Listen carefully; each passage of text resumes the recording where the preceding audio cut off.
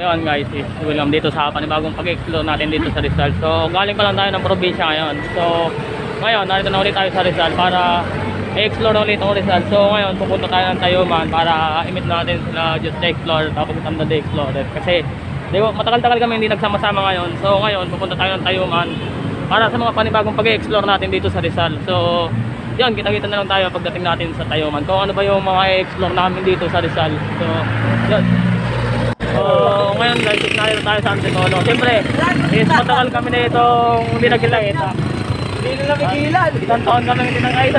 Isang buwan kami hindi nagkita-kita, kaya ngayon karating ko lang kagabi, nagkita-kita na ulit kami.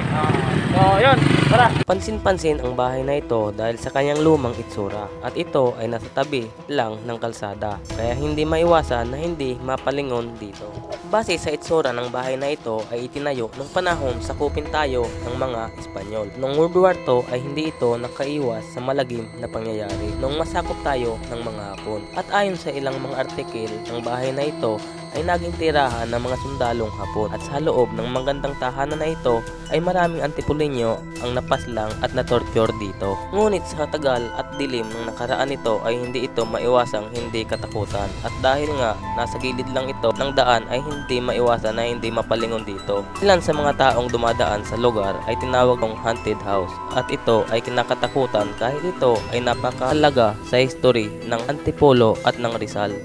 So ngayon guys, hindi kami nakapasok nila Sam the Explorer tapos The Explorer kasi wala yung caretaker dito kaya umalis raw at hindi tayo dun sa tabi. Kaya yun, balak na lang namin balikan ulit sa susunod. So ngayon may pupuntahan pa kaming isang abandon na kasama natin si The Explorer tapos yun. So dahil mababa kami hindi nagsama-sama nasa isang buwan ngayon continue na naman, kaya sana abangan mo sa mga channel namin yung mga panibagong explore namin dito.